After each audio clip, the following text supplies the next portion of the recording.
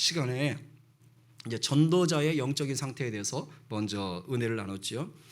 전도를 통해서 우리 믿는 자들의 영적인 상태의 세 가지를 체크할 수 있다고 했습니다. 그것은 뭐냐면 주님이 정말 기뻐하시는 일이 복음 전하는 것이기 때문에, 전도이기 때문에 내가 전도를 하느냐 마느냐에 따라서 진짜 내가 주님을 사랑하는가, 이것을 체크할 수 있다고 했고, 두 번째는 내가 영적으로 떠돌고 있는 자가 아닌가, 목표를 향해서 달려가는 자냐 아니면 그냥 그 종이배처럼 왔다 갔다 하는 자냐, 이것을 볼 수 있고, 그리고 그리스도께서 우리에게 맡기신 그 양을 먹이라는, 죽어가는 영혼들을 살리라는 그 은혜의 통로가 되라는 것, 그것을 내가 지금 하고 있는지 아니면 은혜의 통로로서 막혀 있는지를 점검하는 것이 전도라고 했습니다. 자, 이제는 우리가 전도자의 영적 상태가 아니라 전도의 대상자가 되는 이제 불신자가 되겠죠. 불신자의 영적인 상태에 대해서 좀 살펴보려고 합니다. 오늘도 우리 성령님께서 우리 심령 가운데 말씀하고 계십니다. 아무쪼록 잘 깨닫고 또 도전 받으시고 삶의 변화로 열매 맺게 되기를 간절히 또 축원합니다. 아멘이지요. 자, 우리가 전도를 좀 힘들어하지요. 힘들어합니다. 근데 이렇게 힘들어하는 것 이유 중에 하나는 전도에 대한 오해가 있기 때문이기도 합니다. 오늘은 그 오해 두 가지를 좀 짚고 넘어가면서 우리가 그 오해를 좀 깨고 좀 담대함으로 나갔으면 좋겠어요. 먼저는 불신자의 영적인 상태에 대한 오해에서 벗어나셔야 돼요. 우리가 불신자의 영적인 상태에 대한 오해를 가지고 있습니다. 교회에 나온 지 얼마 되지 않은 어떤 성도가 담임 목사님한테 와서 이제 자기 가족 얘기를 하다가 두 아들 얘기를 하게 됐습니다. 목사님, 저희 큰아들은 예수는 엄청 잘 믿는데 너무 못 살아요. 그런데 둘째는 예수는 안 믿는데 참 잘 살아요. 이렇게 얘기를 하시면서 작은 아들은 걱정이 하나도 안 되는데요, 큰아들이 정말 걱정이에요. 저희 큰아들이 좀 잘 살 수 있도록 기도 좀 많이 해주세요. 이렇게 얘기를 하시는 거예요. 자, 여러분 어떠세요? 지금 이분이 목사님께 기도 부탁하는 이것이 바른 기도 부탁입니까? 아니면 뭔가 문제가 있습니까? 믿지 않지만 잘 사는 아들은 걱정이 전혀 안 되고, 잘 믿는데 못 사는 아들이 걱정이 된다는 말, 이거 과연 신앙적으로 맞는 겁니까? 물론 자녀가 잘 되길 바라는 부모 마음이야 충분히 이해는 하지요. 하지만 안타깝게도 지금 이분은 올바른 신앙 위에 서 계신 것이 아닙니다. 우리가 이렇게 알다시피 우리도 무의식 가운데 그런 말을 하지요. 지금 큰아들은 너무 못 산다 그러고 둘째는 정말 잘 산다고 하는데 이 뜻이 뭡니까? 못 살고 잘 산다는 뜻이 뭡니까? 가난하냐? 부자냐? 보통 이거 말하는 거예요. 아니 여러분, 부자면 잘 사는 겁니까? 아니면 반대로 가난하면 그거 못 사는 거예요? 아니잖아요. 그냥 부자는 물질적으로 좀 여유가 있는 것이고, 가난하다면 물질적으로 좀 여유가 없는 거지. 그게 잘 산다 못 산다의 기준은 아니지 않습니까? 그런데 은연중에 세상의 기준은 또 그렇게 봐요. 말 그대로 하면 그건 아니잖아요 하면서도 그냥 잘 산다 그러면 부자인 걸로, 못 산다 그러면 돈이 없고 가난한 걸로, 그리고 그게 또 부자면 또 잘 사는 거니까 좋은 걸로, 가난하면 못 사는 거니까 나쁜 걸로, 세상 기준은 또 그런 식으로 본다는 것입니다. 하지만 우리 주님은 돈의 많고 적음으로 잘 살고 못 살고를 판단하지 않으시잖아요. 여러분, 돈으로는요 주님이 주시는 구원을 절대로 살 수가 없습니다. 아시지요? 좀 돈 주고 사신 거예요 다? 돈 주고는 절대 구원을 살 수가 없어요. 돈 가지고는 영생을 얻을 수가 없습니다. 우리 주님이 말씀하시는 잘 살고 못 살고는요, 주님을 온전히 믿고 그 안에서 평강을 누리느냐 그렇지 않느냐 이거예요. 주님을 믿는 자가 잘 사는 것이고 주님을 믿지 않는 자가 못 사는 겁니다. 어떤 성도가 전도하러 나갔다가 와서 이렇게 말을 했어요. 아이고 목사님, 아이고야 전도 나가봤더니 세상에 예수를 안 믿어도 잘 사는 사람이 많아요. 이렇게 얘기를 하는 거예요. 왜 그러십니까? 그랬더니 전도하려고 어떤 집을 놓고 하고 들어갔대요. 근데 그 집이 얼마나 큰지 그냥 교회 건물로 써도 되겠더라는 거예요. 입이 딱 벌어지더래요. 그래도 용기를 내서 그 집주인한테 전도를 하려고 전도제 들고 이렇게 막 말을 하는데 그 집주인이 전도하러 온 그분을 이렇게 위아래로 흩어보여서 이러더니만은 내가 당신같이 그 예수 믿는 사람들 보면 불쌍해 죽겠어. 그렇게 할 일 없어? 이러면서 이렇게 혀를 차면서 보더래요. 근데 진짜 웃긴 건요, 그렇게 말을 하는데 그 말을 듣는 자기가 그 말이 공감이 되더래요. 자기가 그 말이 공감이 돼버리더래요. 전도를 하러 갔다가 지금 불신자에게 전도를 당해버린 거예요. 그리고 와가지고서는 그 목사님한테 한다는 얘기가, 아이고 예수 안 믿어도 잘 사는 사람 많대요. 왜 이런 일이 생기지요? 여러분, 올바른 신앙적인 기준이 없기 때문이에요. 세상적인 기준으로 살고 있는 겁니다. 예수 믿고 교회 다니는데도 여전히 세상적인 기준인 거예요. 세상적인 기준은 돈이 많고 지위가 높고 뭔가 좀 여유롭게 사는 것 같으면 그걸 잘 살고 행복하게 사는 걸로 생각을 해요. 세상은요, 예수를 믿느냐 믿지 않느냐가 잘 사는 것의 기준이 아닙니다. 그런데 성경은 그렇게 말하지 않습니다. 성경이 말하는 잘 사는 것의 기준은 아무리 돈이 많고 여유롭고 높은 지위에 있어도 예수 믿지 않으면 그거 못 사는 거예요. 그거 행복한 거 아닙니다. 아니, 행복할 수가 없어요. 잘 살 수가 없어요. 왜일까요? 불신자의 영적인 상태는요, 마귀의 종노릇하는 신세이기 때문이에요. 이 영적인 상태를 우리가 똑바로 알아야 돼요. 불신자의 영적인 상태를 알려주는 성경 구절 몇 구절이 있습니다. 우리가 오늘 세 군데만 좀 먼저 보려고 해요. 에베소서 2장 1절부터 3절 말씀, 우리 한번 말씀을 받도록 하겠습니다. 자, 시작. 그는 허물과 죄로 죽었던 너희를 살리셨도다. 그때 너희는 그 가운데서 행하여 이 세상 풍조를 따르고 공중의 권세 잡은 자를 따랐으니 곧 지금 불순종의 아들들 가운데서 역사하는 영이라. 전에도 우리도 다 그 가운데서 우리 육체의 욕심을 따라 지내며 육체와 마음에 원하는 것을 하여 다른 이들과 같이 본질상 진노의 자녀이었더니. 지금 이 구절은 뭐냐? 예수를 믿고 구원을 받은 상태에서 예수 믿고 구원받기 전에 불신자로 있을 때의 상태가 어땠는지를 지금 말해주는 거예요. 그러니까 불신자였을 때는 어떤 상태였다고요? 허물과 죄로 죽어 있었다라는 거예요. 여러분, 여기서 허물과 죄로 할 때 이 허물이라는 말, 이 죄라는 말에 이 성경에 지금 쓰인 헬라어, 이 헬라어의 뜻 속에는 어떤 의미가 있느냐? 벗어났다라는 뜻이 있어요. 둘 다 벗어났다. 벗어났다. 그러니까 지금 하나님이 정하신 기준, 하나님이 정하신 법, 하나님이 정하신 진리에서 벗어나서 하나님이 기뻐하지 않는 상태로 사는 게 그게 뭐예요? 그게 허물이고 그게 죄라는 겁니다. 즉 불신자가 행하는 허물과 죄는 뭐냐? 하나님의 기준이 아닌 세상의 기준, 하나님의 법이 아닌 세상의 법을 따르고 마귀를 따르는 게, 그게 바로 불신자가 행하는 허물과 죄인 거예요. 그러니까 하나님의 법에는 불순종하며 사는 자들이 된 거죠. 불순종의 아들들이 된 거예요. 그래서 결과적으로 하나님의 진노를 피할 수 없는 상태가 바로 불신자의 실체입니다. 실체. 그러니까 불신자가 뭐 세상에서 잘 살든 어떻게 살든 화려하든 뭐 고위직에 있든 권세가 있든 뭐가 있든 간에 결국 불신자의 영적인 상태는 뭐냐? 하나님의 진노 아래에 있는 자인 거예요. 우리가 이것을 분명하게 아셔야 돼요. 마태복음 11장 28절 너무너무 잘 아는 말씀이죠. 함께 봤습니다. 시작. 수고하고 무거운 짐진 자들아 다 내게로 오라. 내가 너희를 쉬게 하리라. 아멘. 사실 우리가 이 말씀 그냥 내가 좀 힘들고 지칠 때 은혜되는 말씀으로 많이 봤잖아요. 근데 문맥을 보시면 예수를 영접하지 않은 자들을 향해서 하시는 말씀이에요. 물론 우리가 힘들고 지칠 때 주시는 말씀일 수도 돼요. 그것도 됩니다. 그러나 성경 본문의 문맥을 따라가면 지금 예수 그리스도를 영접하지 않는 자, 정말 그 속에 하나님을 대적하는 자들을 향해서, 그런 불쌍한 영혼들을 향해서 지금 예수님께서 말씀하시는 겁니다. 예수 그리스도를 믿지 않는 자의 상태를 지금 뭐라고 단정하시는 거예요? 네가 수고하고 무거운 짐을 지고 있다는 거예요. 수고하고 무거운 짐 지고 있다고요. 이건 세상 누구라도 다 이 상태로 사는 겁니다.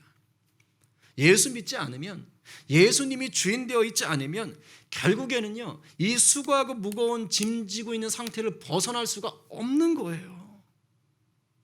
세상의 염려, 이 스트레스가 주는, 그 경쟁이 주는 스트레스 엄청나잖아요. 그리고 영적인 눌림, 이걸 못 벗어나는 겁니다. 예수 없이는. 불신자는 돈이 아무리 많아도, 아무리 뭐 대단한 위치 가도요, 막 자기 하고 싶은 거 다 하면서 사는 것 같아도 결국 그 영혼은 뭐 하는 거예요? 수고하고 무거운 짐을 진 불쌍한 영혼일 뿐인 거예요. 아니, 예수 믿는 우리조차도 수고하고 무거운 짐을 졌다고 생각할 때가 얼마나 많습니까? 근데 우리는 즉시 맡기면 되는 분이 계신 거잖아요. 근데 불신자들은 이 맡길 수 있는 분이 없는 거예요. 그러니 그 영적으로는 끊임없이 수고하고 끊임없이 무거운 짐을 지고 그걸 자기 힘으로 벗어보겠다고 안달을 부려도 안 되는 거예요. 안 되는 거라고요. 주님 품에 안겨야지만 진정한 쉼과 평강이 있는 거예요. 내게 맡기라 그러잖아요. 한 구절도 봅시다. 누가복음 16장 22절, 23절, 24절까지. 자, 시작.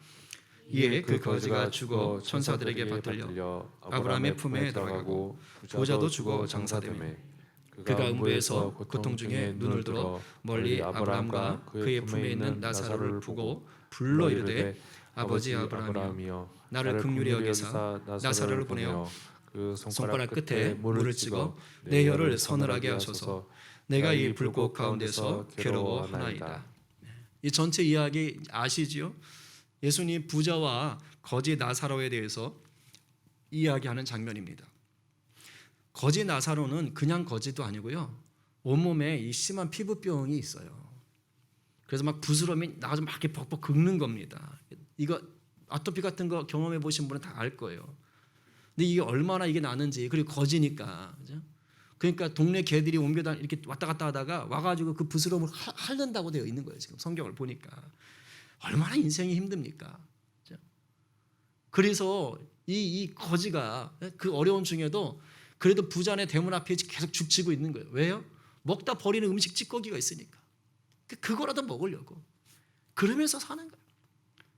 참, 우리 세상 눈으로 보면 이렇게 불쌍한 인생이 없고, 이런 형편없는 인생이 없는 것처럼 보이잖아요. 근데 예수님이 그러시는 거예요. 둘이 이제 죽을 때가 돼서 죽었다는 거예요. 근데 거지는 천국에 갔다는 거예요. 아브라함 품에 안겨 있다는 거예요. 이게 무슨 말이죠? 하나님 잘 믿었다는 거예요. 비록 거지로 비천하고 비루하게 산 것처럼 보였지만 그 거지는 하나님 믿었다는 거예요. 근데 그 다음에 부자도 죽었는데 천국을 못 갔어요.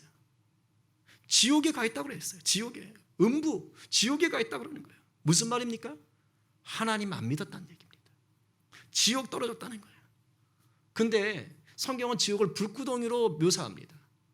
너무너무 뜨겁고 너무너무 고통스러운 거예요. 그래서 지옥에 간 그 부자가 아브라함을 부르면서 아브라함 할아버지, 아브라함 할아버지, 너무너무 힘들어 죽겠어요. 그 저기 우리 집 앞에서 저기 음식 찌꺼기 얻어먹던 저기 나사로 좀 시켜가지고 그냥 물 한 그릇도 아니고 그냥 손끝에다 물 한 방울만 묻혀서 좀 주세요. 지금 이렇게 지금 애걸복걸 부탁을 하고 있는 것입니다. 근데 그게 안 돼요. 천국과 지옥은 서로 오갈 수가 없습니다. 그냥 한 번 가면 끝이야. 천국도 한 번 가면 끝, 지옥도 한 번 가면 끝. 영원히 그 상태로 있어야 되는 거예요. 무슨 말이죠? 불신자로 인생을 마감하면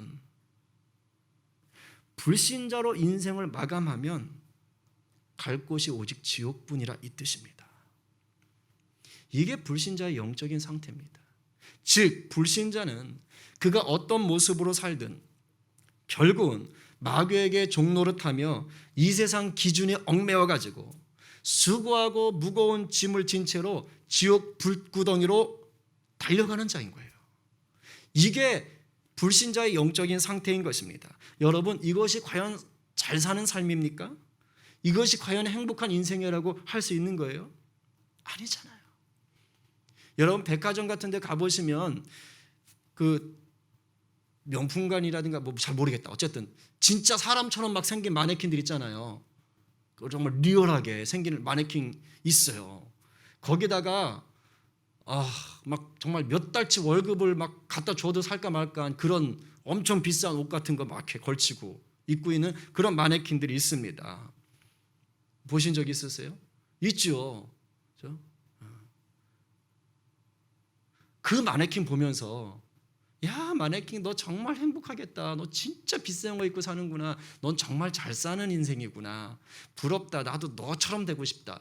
이렇게 말하는 사람이 있을까요? 한 사람도 없어요. 마네킹 보고 그렇게 말하는 사람 없다고요. 그냥 옷이 이쁘다 이럴 뿐이지 그 옷 걸치고 있는 마네킹 보고 너 정말 잘 산다. 너 정말 행복하다. 이런 사람 한 사람도 없어요. 왜요? 마네킹에는요 생명이 없어요. 여러분, 불신자는 예수 생명이 없지요. 예수 생명이 없다는 것은 뭡니까? 죽은 영혼과 같다는 거예요. 달리 말하면 백화점에 있는 마네킹과 똑같다고요. 불신자 인생 아무리 화려하고 해도 마네킹으로 살고 싶은 사람 없듯이 그 인생 죽은 인생 영혼이란 말이에요. 그걸 우리가 추구할 것이 아니고 그냥 내버려둬서도 안 되는 거예요. 사람은 생명을 누려야 진짜인 겁니다. 영혼이 살아 있어야 그 인생이 정말로 행복한 거예요. 어떻게 해야 인간이 그 영혼이 생명을 누릴 수 있는 거예요? 우리는 알잖아요. 오직 한 길밖에 없잖아요. 예수 그리스도를 구주로 영접하고 그분을 내 마음의 주인으로 모셔야 된다는 거 아시잖아요. 그럴 때만 마귀의 종로로 타던 데서 벗어나서 하나님의 자녀가 되는 권세를 입는 거 아닙니까? 세상 기준이 아니라 말씀을 기준 삼고 하나님 나라를 그때부터 세워가는 거잖아요. 세상 풍조를 따르는 자가 아니라 말씀을 따라가는 자가 되는 거 아닙니까? 세상에서 비록 수고하고 무거운 짐을 지지만 예수 안에 있는 자는 어떻게 하는 거예요? 주님 드리겠습니다. 가져오라잖아요. 주님이 맡길 수 있단 말이에요. 믿으면 예수가 생명이 되면 이 세상에 수고운 짐 무거운 짐 수고 다 하죠. 그러나 예수 안에서 쉼과 평안을 누릴 수가 있는 것입니다. 바로 이것이 불신자의 영적 상태와 믿는 자들의 영적 상태의 차이인 거예요. 그래서 우리가 불신자들에게 전도를 해야만 하는 이유이기도 한 것입니다. 그렇기 때문에 우리는 불신자의 영적인 상태를 분명히 알고 겉모습에 속으면 안 되는 거예요. 아씨, 예수 믿는 나보다 더 잘 사는 것 같아. 기죽어. 전도 못하겠네. 이러시면 안 된다고요. 불신자는 그가 어떤 상태, 어떤 환경이든지 예수가 필요한 것입니다. 믿으세요? 아멘이지요. 예수만이 답인 것입니다. 바로 그들을 위해 우리 주님이 우리를 먼저 부르신 거예요. 생명을 전하라고 그들보다 먼저 부르신 거라고요. 이 부르심 앞에 기쁘게 순종하는 저와 여러분 되기를 간절히 소망합니다. 아멘이죠. 또 하나 우리가 전도에 대한 오해에서 벗어나야 될 게 있습니다. 지난 시간에도 말씀드렸는데 전도는 인도와 다릅니다. 그런데 우리는 자꾸 인도하는 것을 전도한다고 생각을 해요. 그러나 인도하는 건 그야말로 불신자를요 교회에 그냥 데려오는 그게 인도예요. 정확히 말하면 우리 교회 한번 와봐. 우리 교회 한번 와보세요. 그래가지고 누가 왔잖아요. 그건 엄밀히 말하면 전도한 게 아니죠. 그냥 인도한 거죠. 전도는 뭡니까? 복음을 전하는 거예요. 복음. 예수 그리스도가 우리를 죄에서 구원하셨다. 당신을 위해 죽으신 분이 예수다. 그분을 믿어야 구원받는다. 이걸 전하는 게 전도입니다. 그러니까 우리가 인도를 하더라도 이 복음을 전하고 데려오면 전도가 되는 것이죠. 제가 지금 왜 이 인도와 전도를 자꾸 이렇게 구분해 주느냐? 왜냐면요. 지금 우리나라 교회는 이 인도만 받았다가 끝난 인생이 너무 많아요. 지금 교회 바깥에는 인도만 받았다가 다시 교회 바깥으로 나가버린 인생들이 너무 많다고요. 실제로 불신자들 중에 교회에 한 번 이상 와본 사람 엄청 많습니다. 엄청 많아요. 어릴 때 친구 따라가지고 특히 성탄절에 야 우리 교회 한번 가보자 그래가지고 한두 번 왔다 갔다 하잖아요. 이 고사님 애들 90%가 다 여기 성립교회 왔다 갔다 하는 애들이 아닙니까? 엄청 많습니다. 친구들의 인도받아 교회에 한두 번씩은 다 와보는 거예요. 그런데 제대로 복음을 듣지 못했기 때문에 이내 교회를 떠나서 여전히 불신자로 살아가는 분들이 너무 많아요. 그렇기 때문에 불신자가 인도되어 교회로 왔다면 반드시 복음을 제대로 들을 수 있도록 적절한 양육 과정으로 안내할 필요가 있는 거예요. 실제로 미국의 어느 유명한 교회에서 있었던 실화라고 합니다.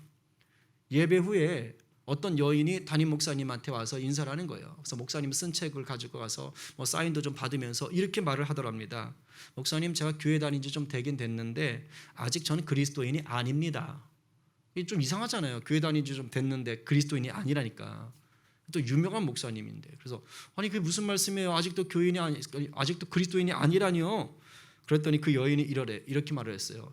저는 아직 어떻게 그리스도인이 되는지 그 방법을 몰라요. 이렇게 말을 한 겁니다. 몇 번 교회를 계속 다니는데 한 번도 자기가 설교를 통해서 또는 다른 교육을 통해서 복음에 대해서 듣질 못한 거예요. 인도만 받고 온 겁니다. 그 목사님이 그 자리에서 즉시 회개하고 그 여인에게 십자가의 복음에 대해서 증거를 했다고 합니다. 그러니까 그 여인이 그제서야 눈물을 주룩주룩 흘리면서 예수님을 구주로 영접했다고 해요. 인도만 되어 왔기 때문에 복음을 제대로 듣지 못했기 때문에 이런 일이 있었던 거죠. 그래서 주님은 우리에게 전도자가 되라고 하는 거예요. 인도자가 아니라 전도자. 전도자가 없이는 복음의 씨가 심겨질 수가 없기 때문입니다. 복음을 전하는 자를 통해서 복음의 씨가 심겨져야 그래야 그것이 열매로 맺힐 수가 있는 거예요. 아까 우리가 읽었던 로마서 말씀을 15절까지 한번 다시 한번 읽어보겠습니다. 오늘 지금까지 들었던 말씀을 좀 생각하며 이 말씀을 받겠습니다. 자, 시작. 누구든지 주의 이름을 부르는 자는 구원을 받으리라. 그런즉 그들이 믿지 아니하는 이를 어찌 부르리요? 듣지도 못한 이를 어찌 믿으리요? 전파하는 자가 없이 어찌 들으리요? 보내심을 받지 아니하였으면 어찌 전파하리요? 기록된 바 아름답도다 좋은 소식을 전하는 자들의 발이여 함과 같으니라. 이게 바로 전도의 과정, 전도의 이 흐름을 얘기해 주는 거예요. 불신자가 구원을 얻으려면 주님을 구주로 믿어 주님의 이름을 불러야 된다고 지금 얘기했어요. 그러기 위해서는 먼저 뭘 해야 돼요? 복음을 들어야 되는 거예요. 그럼 복음을 듣기 위해서는 이 복음을 전파해 주는 사람이 있어야 되는 것이죠. 이게 전도자지요. 주님은 우리에게 좋은 소식, 즉 복음을 맡기신 거예요. 그래서 불신자들에게 보내신 거예요. 전도자로 보내신 거예요. 그러니까 우리가 복음을 전파해야 불신자들이 듣고 믿을 수가 있고 그래야 구원을 받을 수가 있는 겁니다. 명심하셔야 돼요. 전도자가 있어야 복음이 그들에게 들려지고 그들이 구원으로 나아갈 수가 있는 거예요. 나름 신앙생활을 참 잘하던 어느 회사의 CEO가 한 분 계셨어요. 근데 그분이 어느 날 예배 시간에 삶의 자리에서 전도자가 되어야 한다는 설교를 듣고 큰 깨달음을 얻었어요. 막 마음에 찔림이 있는 거예요. 삶의 자리에서 전도자가 되어야 된다. 왜냐하면 생각해 보니까 자기가 회사에서 나름 회사 사장인데 한 번도 직원들에게 예수 믿으라는 얘기를 복음을 전해본 적이 없는 거예요. 신앙생활은 열심히 한 것 같은데 그게 너무 찔렸던 겁니다. 그래서 주님 죄송합니다.